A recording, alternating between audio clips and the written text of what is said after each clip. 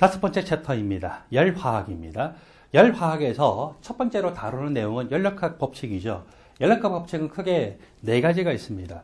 처음에 연력학 0법칙부터 시작한 것이 아니라 연력학 1법칙부터 시작하고 난 다음에 연력학 2법칙으로 넘어가면서 연력학의 가장 기본적인 법칙을 잊어버렸다라고 하는 것을 발견하게 되었죠. 그래서 어쩔 수 없이 가장 기본적인 법칙을 1법칙보다 앞선 0법칙이라고 표시했습니다.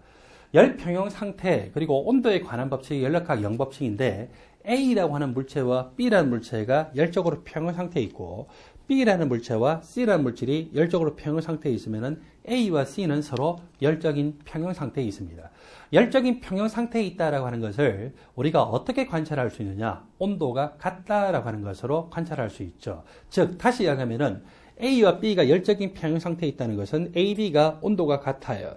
BC가 열적인 평형 상태에 있다는 것은 BC가 온도가 같고, 그럼 우리가 상식적으로 알고 있는 바와 같이 AC는 서로 온도가 동일하다는 것이죠. 이것이 연력학 0법칙입니다. 그리고 두 번째로 연력학 제1법칙.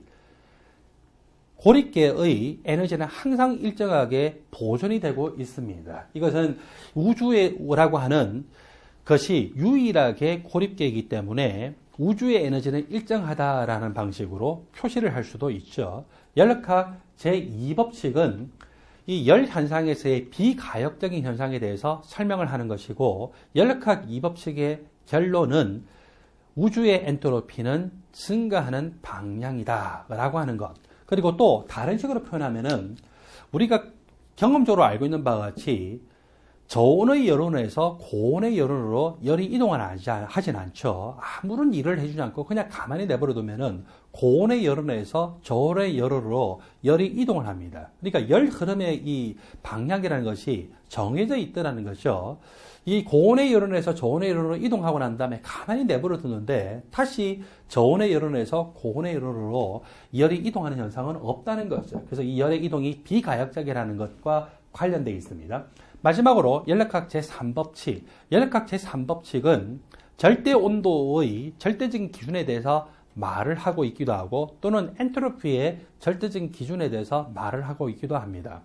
완전 결정성 순수한 고체의 엔트로피는 0켈빈에서 0입니다.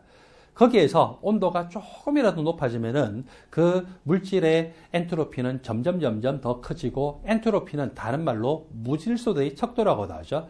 완전히 질서정연한 결정 구조에서 0켈빈이 되면은 엔트로피, 즉 무질소도가 0인데, 거기서 온도가 조금씩이라도 높아지게 되면은 고체 상태이고, 그리고 결정 구조이긴 하지만 엔트로피, 무질소도는 증가한다라고 하는 내용이죠. 자, 두 번째로 우리가 에너지의 정의와 그리고 에너지의 형태에 대해서 이야기해 볼까요? 에너지라고 하는 것은 일을 하거나 열을 공급할 수 있는 능력입니다. 이것이 에너지의 정의이죠. 에너지는 E로 시작하기 때문에 우리가 이 이니셜 E로 이렇게 표시를 합니다. 그 다음에 일을 하거나 열을 공급할 수 있는 능력이라고 했는데, 이 일을 우리가 W로 표시하고 열을 Heat인데 Q라고 표시하죠.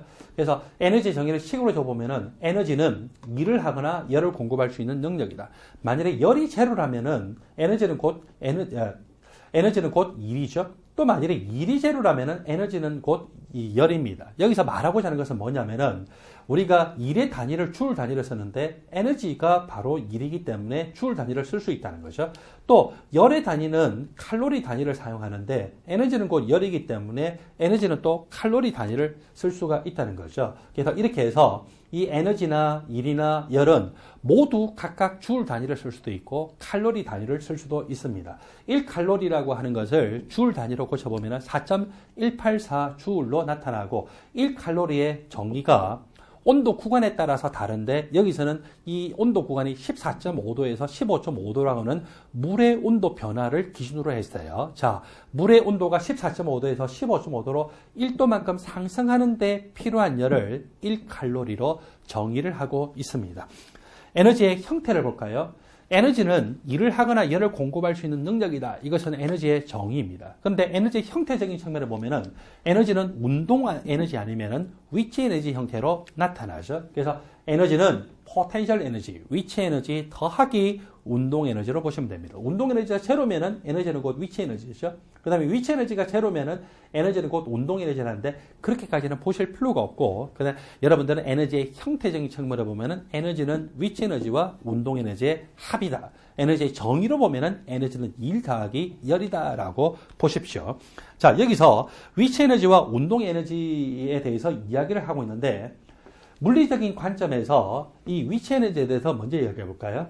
물리적인 관점에서 중력이 작용하는 이 영역에서는 이 중력 가속도, 그리고 이 물체의 질량에 비례해서 위치 에너지가 커지고, 그리고 높이가 기준점을 기준으로 해서 높이가 높으면 높을수록 위치 에너지가 커진다고 하잖아요. 화학에서 위치 에너지는 기본적으로 핵과 전자 간의 그 정전기적인 인력과 관련이 되어 있는데, 우리가 앞에서 전자 껍질에 전자가 존재하고 이 전자가 핵으로부터 멀어지면 멀어질수록 에너지가 더 높아진다라고 이야기하죠. 그때 이 에너지는 바로 위치 에너지라고 생각할 수 있습니다.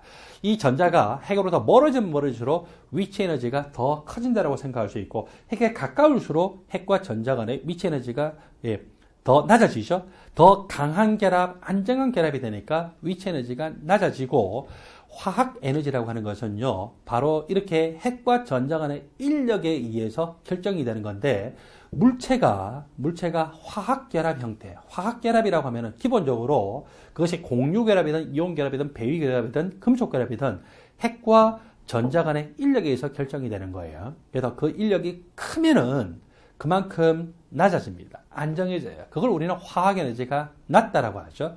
핵과 이 공유 결합이든 이온 결합이든 배위 결합이든 금속 결합이든 결합에 관여하는 전자 간의 인력이 작으면 작을수록 그만큼 불안정해져요.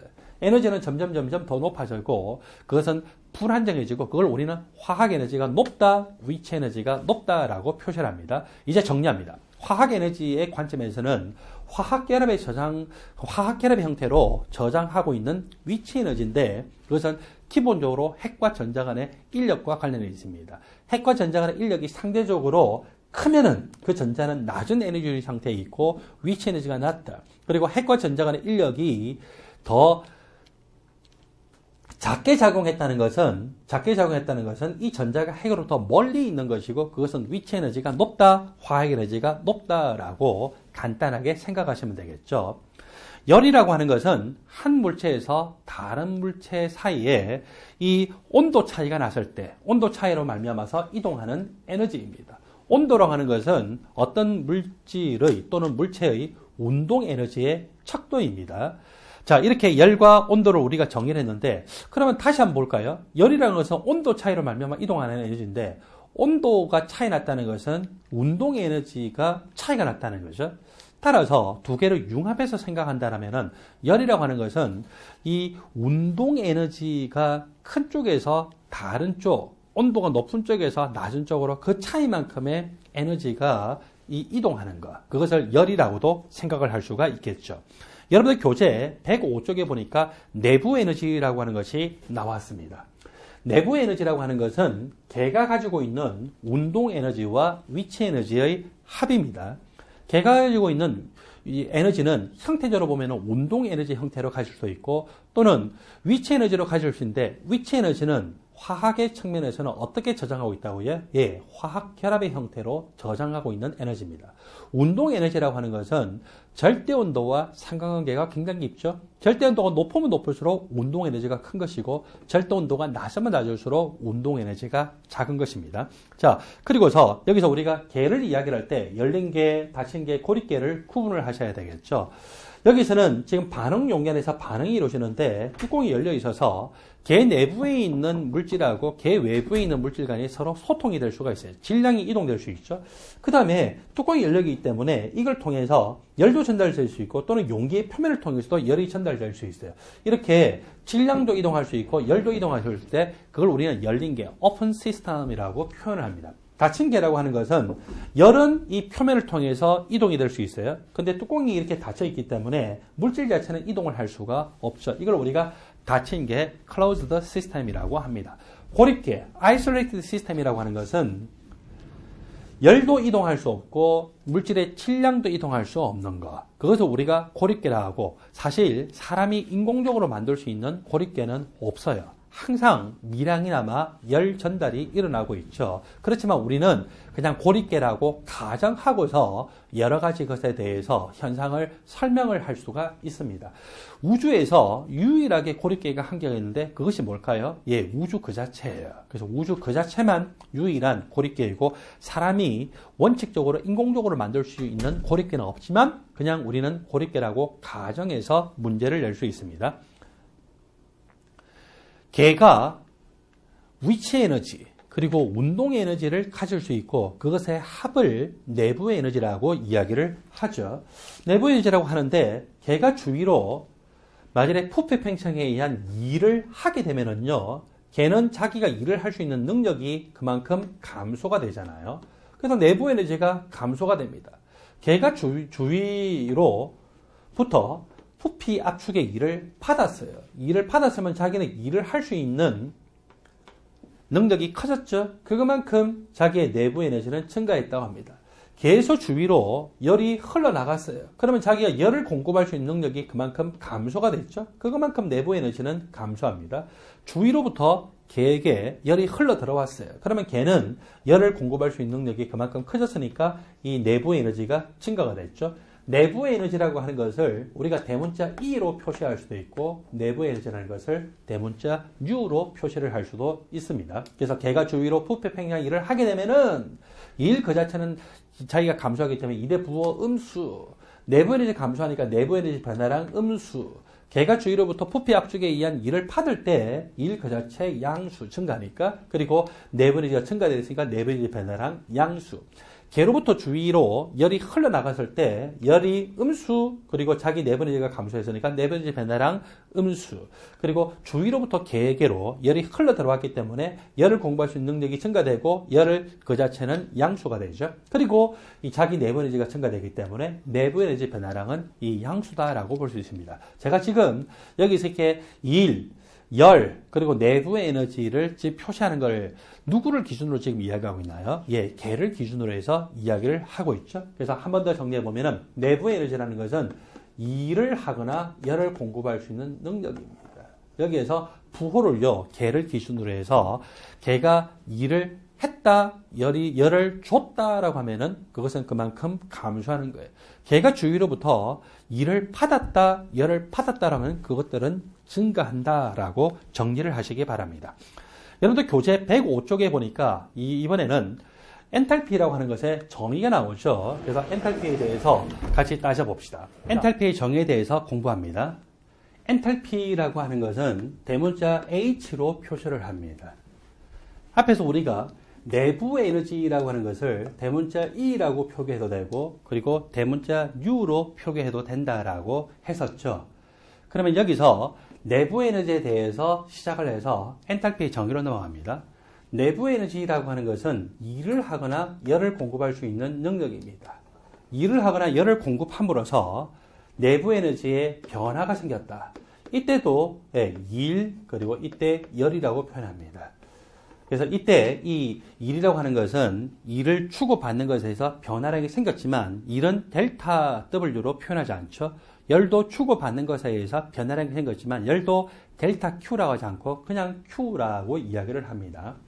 어떤 피스톤 형태로 되어 있는 용기에서 기체가 이 안에 채워져 있다라고 생각을 해봅시다. 이 기체가 이 피스톤을 밀어내면서 부피 팽창에 의한 일을 했다라고 가정을 해볼까요? 그리고 밀어낼 때 이만큼의 거리를 D라고 생각하고 피스톤의 면적을 A라고 생각을 해봅시다.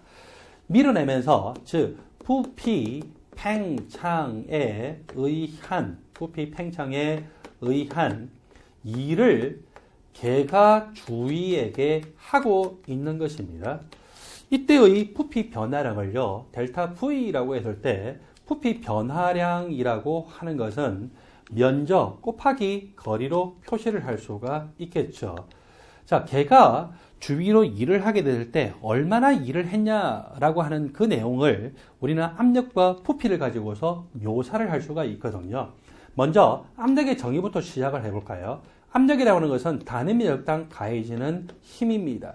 그리고 이 면적에도 거리를 곱하고요.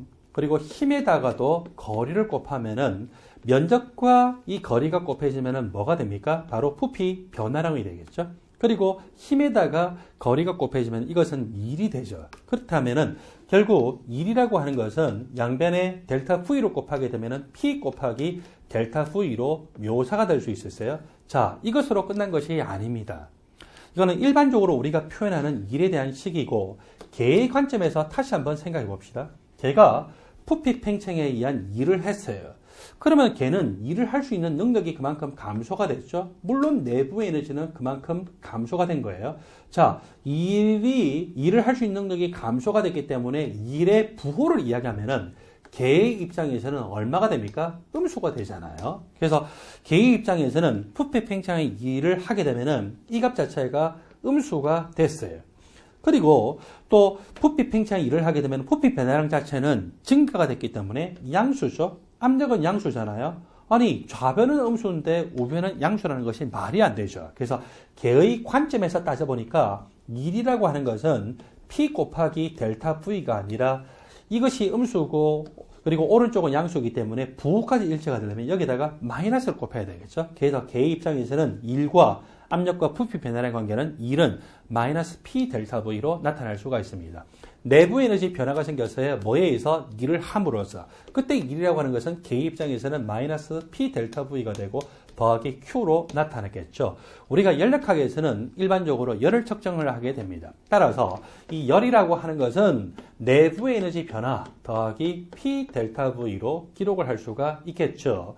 이것을 다음과 같이 적을 수도 있어요. 열이라고 하는 것은 내부의 에너지라고 하는 것은 대문자 U로도 적죠. 그래서 델타 U 더하기 P 델타 V로도 적을 수 있다라고 하는 것을 기억을 하십시오.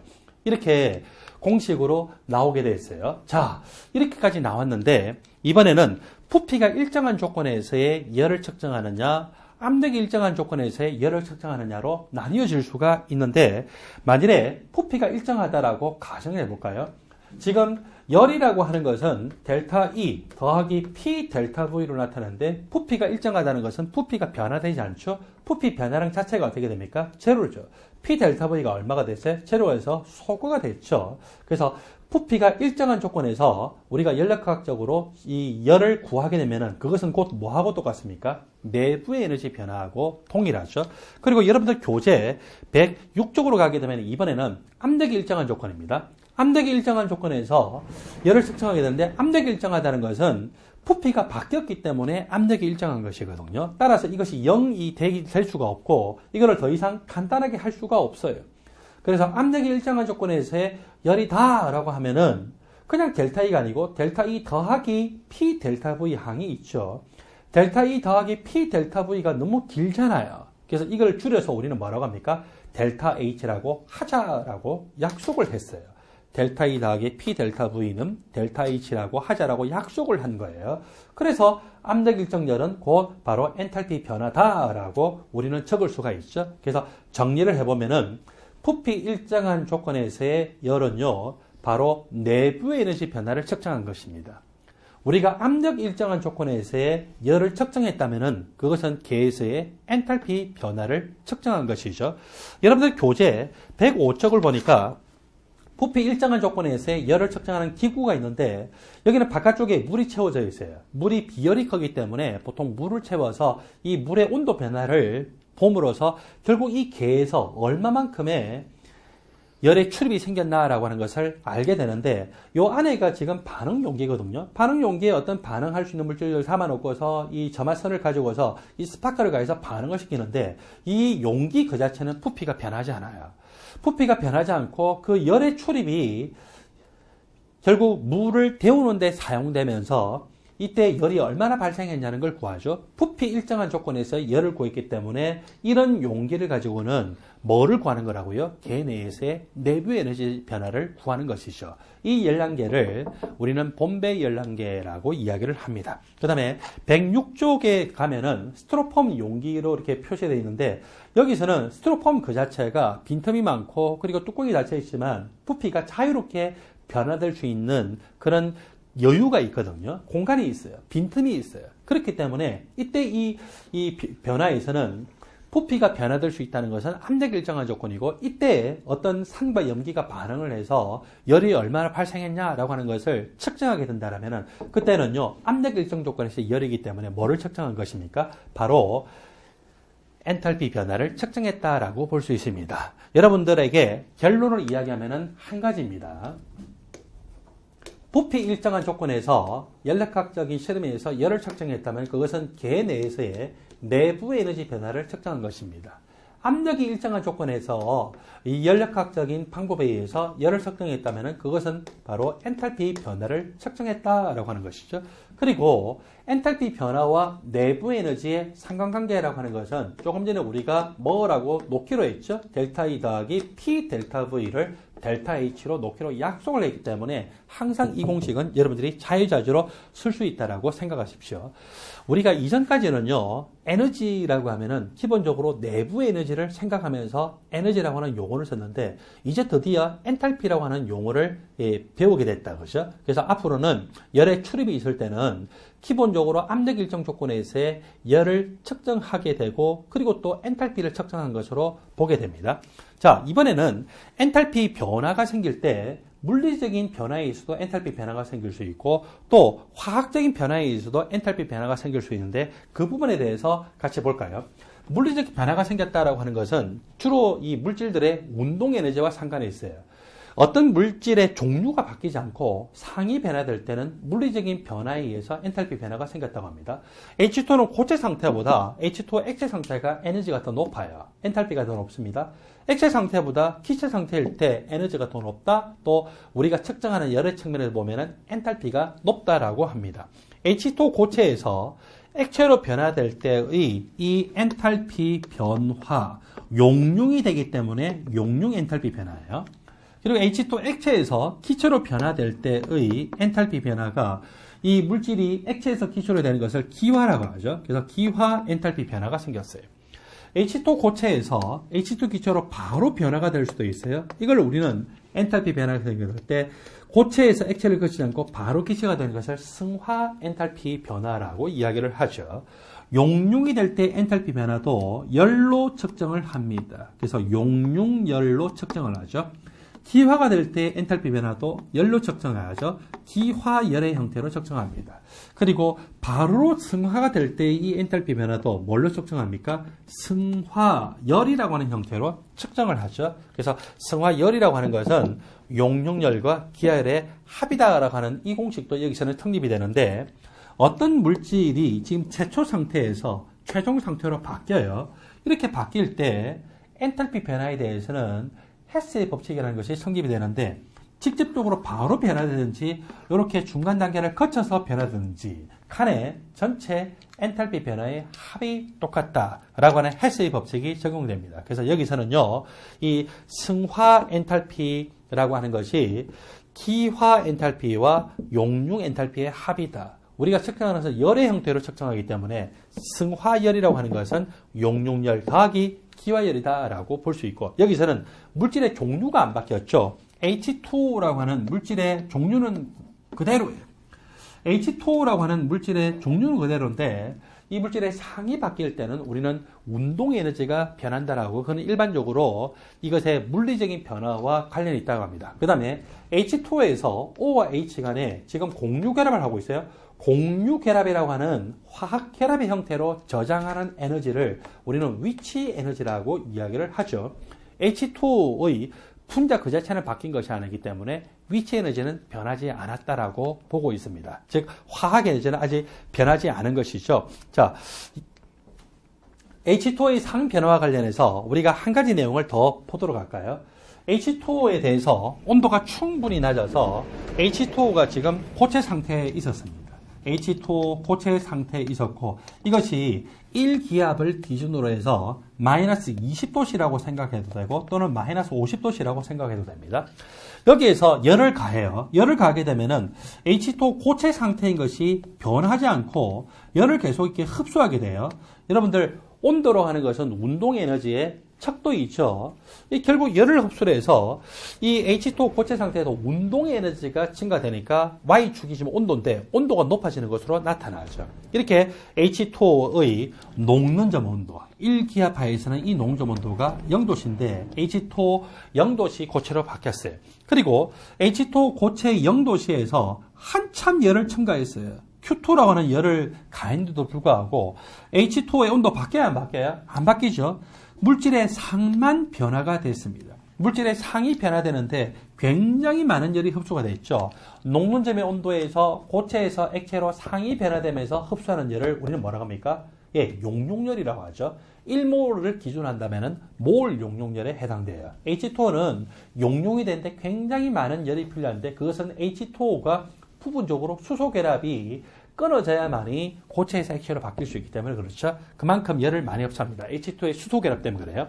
이제 H2O 액체의 0도씨인데 여기서 또 열을 가했더니 운동 에너지가 증가가 돼요.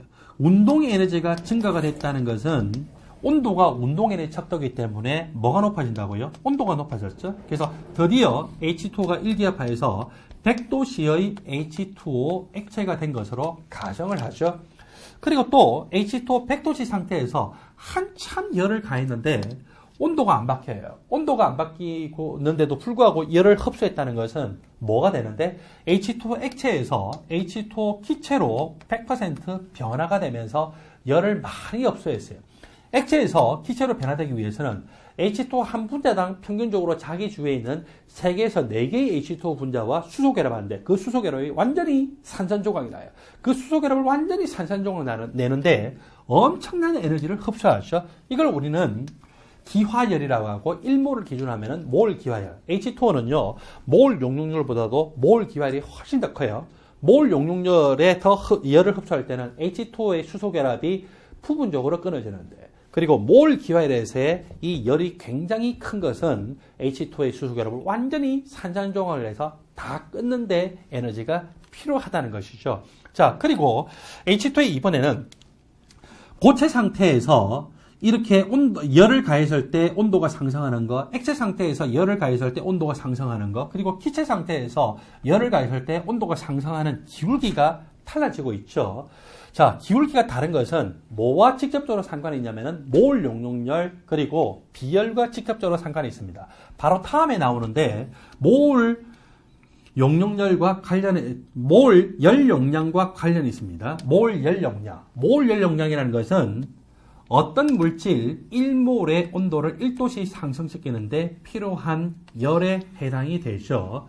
H2O는 이 고체 상태일 때보다 액체 상태에서 몰 열 용량이 더 큽니다. 고체 상태에서보다 H2O 액체 상태에서 몰 열 용량이 더 크더라. 몰 열 용량 값이 더 크다라고 하는 것은 무슨 의미냐면은 똑같은 열을 가했다라고 했을 때 그때 이 온도 변화량이 작아야 어때요? 온도 변화량이 작아야 전체적으로 더 큰 값이 나타날 수가 있겠죠. 그래서 온도 변화가 더 작은 거예요. 똑같은 열, 요만큼 이렇게 흡수가 될 때 온도 변화량이 작다는 것은 Y축으로 덜 움직였다는 거죠. 그래서 이렇게 이 액체 상태가 고체 상태나 기체 상태보다 몰 열 용량이 더 크기 때문에 동일한 열을 가했다 하더라도 온도 변화량이 더 작다. 즉 Y축으로 더 적게 움직였다 했기 때문에 전체로 기울기는 더 가파른 것이 아니라 완만하게 나타날 수가 있겠죠. 자, 이번에는요, 물리적인 변화가 아니라 화학적인 변화에 의해서 엔탈피 변화가 생기는 것에 대해서 이야기를 합니다. 화학적인 변화는 기본적으로 화학 결합 자체가 바뀌는 거예요. H2O에서 화학 에너지다 또는 위치 에너지라고 하는 것은 이렇게 공유결합 형태로 저장하고 있는 에너지였죠. H2O가 상이 변화될 때 공유결합이 끊어졌어요? 아니죠. H2O 간에 수소결합이 끊어졌죠. 수소결합이라는 분자 간의 이 인력은요, 화학결합과는 상관없이 물리적인 변화와 상관이 있었는데 이 공유결합이라는 화학결합이 탁 깨졌다는 것은 이것은 이 물질이 공유결합의 형태로 저장하고 있는 화학에너지, 다른 말로 위치 에너지 자체가 바뀐다는 거예요. 그래서 화학적인 변화가 생기면은 분명히 물체는요, 위치 에너지에 변화가 생기고, 자, 요렇게 화학결합의 형태로 저장하고 있는 위치 에너지가 변화가 되는 화학적인 변화가 생겼을 때 엔탈피 변화도 나타날 수가 있겠죠. 그런 엔탈피 변화를 우리는 특별히 뭐라고 하냐면요, 반응 엔탈피라고 이야기합니다. 반응 엔탈피라고 하고, 화학 반응이 생기게 되면 분명히 무슨 엔탈피 변화가 생기죠. 여기 반응이라는 것에 변화의 의미가 포함되어 있어요. 그래서 반응 엔탈피 변화라고 하지 않고 반응이라는 용어에 변화라는 의미가 포함되어 있기 때문에 그냥 반응 엔탈피라고 하고, 이걸 줄여서 뭐라고도 표현하냐면은 반응열이다라고도 표현합니다. 표준 상태 조건에서 화학적 변화에서 엔탈피 변화가 생기면은 표준 반응 엔탈피, 표준 반응열이라고 표현합니다. 화학적인 변화에 의해서, 즉 위치 에너지 변화에 의해서 엔탈피 변화가 생기는 대표적인 것으로서 발열 반응과 흡열 반응이 있죠. 자, 이 반응은 전형적인 흡열 반응에 해당됩니다.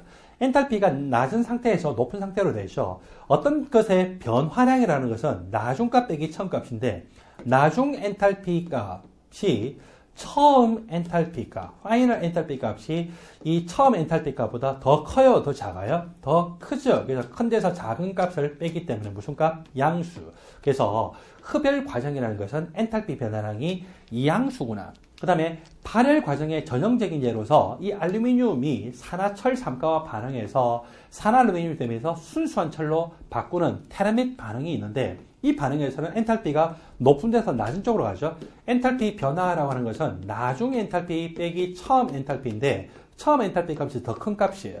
나중 엔탈피 값이 더 작은 값이죠. 뭐가 됩니까? 음수가 되죠. 그래서 발열 반응은 엔탈피 변화량이 음수이다. 다시 정리하면은 흡열 반응은 엔탈피 변화량이 양수, 발열 반응은 엔탈피 변화량이 음수로 표현될 수가 있습니다. 여러분들 교재 108쪽을 보면은 열 용량, 비열, 몰 열 용량에 대해서 정리가 되어 있습니다. 먼저 열 용량입니다. 열 용량은 대문자 C로 표현을 합니다. 열 용량은 어떤 물질이 몇 g인지는 몰라요. 하여튼 그 덩어리 전체예요. 어떤 물질의 온도를 1도씩 상승시키는데 필요한 열. 비열이라고 하는 것은 소문자 C로 표현하는데, 이때는 물질의 양이 정해지죠. 어떤 물질 1g, 질량이에요. 1g의 온도를 1도씩 상승시키는데 필요한 열량.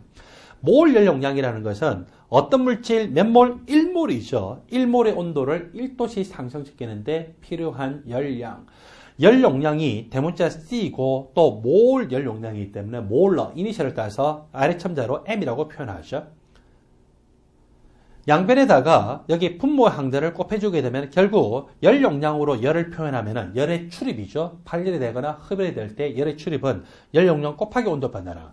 비열로 표시를 할 때는 열은 비열 곱하기 질량 곱하기 온도 변화량. 그리고 몰 열 용량으로 표현하면은 열은 몰 열 용량 곱하기 몰수 곱하기 온도 변화량이죠. 몰 열 용량에 대해서 우리가 더 나아가서 따져봅시다. 우리는 조금 전에 열을 측정할 때 부피 일정 조건에서 열을 측정할 수도 있고 압력 일정 조건에서 열을 측정할 수도 있다라고 했죠.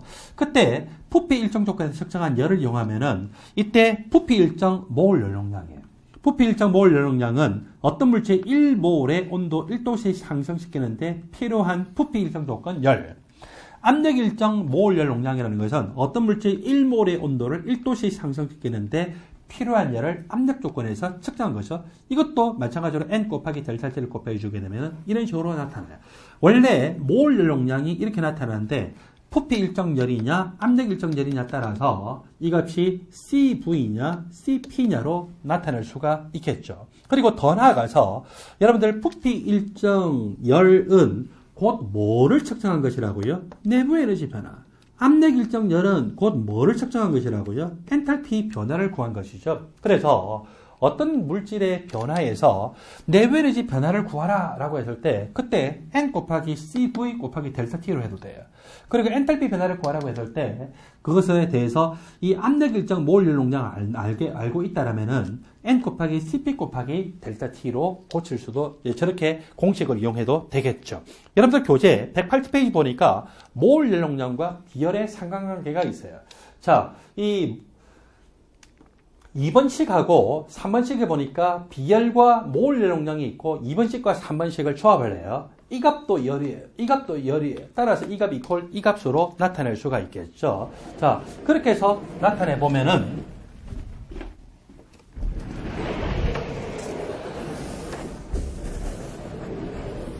몰 열용량 곱하기 몰수 곱하기 델타 T는 비열 곱하기 질량 곱하기 델타 T. 그리고 몰수라는 것은 몰 질량분의 질량이에요. 양변에서 델타 T로 나눠서 소거하고 또 질량 나눠 소거하면은 결국 몰 열용량 곱하기 몰 질량분의 비열. 그러므로 몰 열용량은 비열 곱하기 몰 질량이죠. 이것은 모든 물질에 대해서 다 적용돼요. 그리고 그 모든 물질에 그것이 고체든 액체든 기체든 모든 상에 대해서 다 적용될 수가 있어요. 그것이 어떤 물질이든지 또는 액체든지 또는 고체든지 상관없이 그것의 비열에다가 몰 질량을 곱하게 되면은요, 그 물질의 그 상에서의 몰 열용량을 구할 수 있어요. 거꾸로 몰 열용량 값을 알고 비열을 측정하면은 그것의 몰 질량 값을 구할 수도 있겠죠. 여러분들 교재에서 부피 일정 몰 열용량과 압력 일정 몰 열용량에 대해서 단원작 이상기체에 대해서는 어떻게 적용되느냐? 자, 단원작 이상기체에 대해서는 그때 총 운동 에너지가 2분의 3 nRT로 나타날 수가 있습니다. 그리고 단원작 이상기체 같은 경우는 이상기체는 물질의 종류가 바뀌지 않죠. 물질의 종류가 바뀌어야 위치 에너지가 바뀌는데 물질의 종류가 안 바뀌기 때문에 이상기체라고 하면은 일단 위치 에너지 변화량 자체가 제로가 돼요. 우리는 내부 에너지에 대해서 일을 하거나 열을 공급할 수 있는 능력이다. 일을 하거나 열을 공급할 수 있는 능력이라 해서 이 에너지의 정의적인 측면도 있지만 또 에너지의 형태적인 측면을 보면은 위치 에너지와 운동 에너지다라는 식으로도 적을 수 있다고 했잖아요. 그래서 이 식에서 내부 에너지 변화가 생기면 위치 에너지 변화와 운동 에너지 변화가 생기는 거고, 단원작 이상기체는 위치 에너지 변화량이 제로이기 때문에 곧 내부 에너지 변화가 바로 운동 에너지의 변화량이죠. 단원작 이상기체에 대해서는 이 운동 에너지가 이렇게 적힐 수 있기 때문에 운동 에너지 변화량은 2분의 3 nR, 온도가 변화해서 운동 에너지 바뀌거든요. 델타 T로 나타낼 수가 있을 거예요.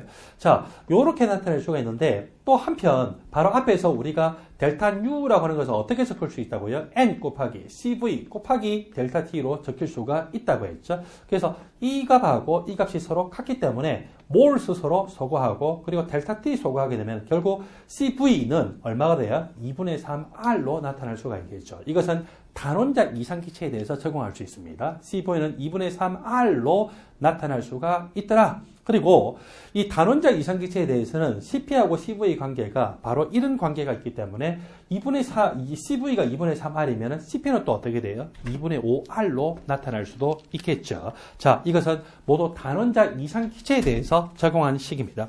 여러분들 교재 109쪽을 보면은 몰 열용량을 이용을 해서 몰 열용량을 이용해서 푸는 문제가 있는데 그 문제를 같이 연습해 볼까요? 표는 H2에 관한 열화학적인 자료입니다. H2O의 몰 열용량이 고체, 액체, 기체에서 나타나고 이 액체에서 몰 열용량이 유난히 더 큰 것을 볼 수가 있죠.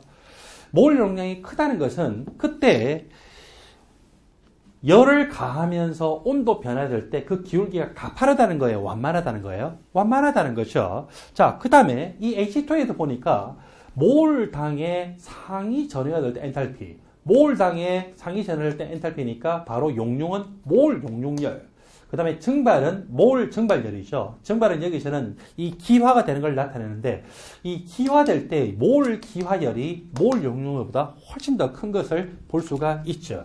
자, 그렇게 해서 H2에 대해서 열을 가했을 때 온도 변화하는 걸 나타내 보면은 일단 우리가 앞에서 배운 바에 의하면은 몇 번은 될 수가 없을까요? 예, 3번과 4번과 5번은 될 수가 없어요. 3번을 봤더니 용융이 될 때의 이 흡수하는 열이 기화가 될 때 흡수하는 열보다 더 큰 걸로 나와 있다, 그죠? 4번도 보니까 용융이 될 때 흡수하는 열이 기화가 될 때 흡수하는 열보다 더 큰 걸로 나와 있기 때문에 안 돼요. 5번도 용융이 될 때 흡수하는 열이 기화될 때 흡수하는 열보다 더 큰 걸로 나와 있죠. 용융이 될 때도 온도가 변하지 않고 기화가 될 때도 온도가 변화가 되지 않습니다. 자, 그러니까 결국 우리는 이 용융이 될 때 흡수하는 열보다 기화가 될 때 흡수하는 열이 훨씬 크다. 용융이 될 때는 몰당 얼마예요? 6인데 기화될 때는 41이죠. 약 7배 정도 돼요. 그래서 이것보다 이것이 거의 7배. 그리고 이것도 마찬가지죠. 용융이 될 때보다는 기화될 때 훨씬 더 많은 열을 흡수하는구나. 온도가 용융이 될 때 변하지 않고 기화될 때 변하지 않으면서 그때 흡수하는 열이 지금 기화가 훨씬 커죠. 그래서 이걸로 봐서 1번 아니면 2번이구나. 그 다음에 고체 상태에서의 이 열을 가하면서 온도가 상승하는 거, 액체 상태에서의 열을 가하면서 온도 상승하는 거를 봤더니 액체에서 몰 열용량이 더 크거든요. 몰 열용량이 더 크면 클수록 똑같은 열을 가해도 온도 변화량이 더 낮죠. 그래서 이렇게 해서 더 이 액체에서 완만한 걸 볼 수 있고 그것이 바로 몇 번입니까? 2번입니다. 따라서 여기서 옳은 이 가열 곡선을 보는 것은 답이 2번입니다. 다음 시간에는요, 연력학의 110조 섹션 4번 헬스의 법칙부터 계속 연이어서 설명하겠습니다. 감사합니다.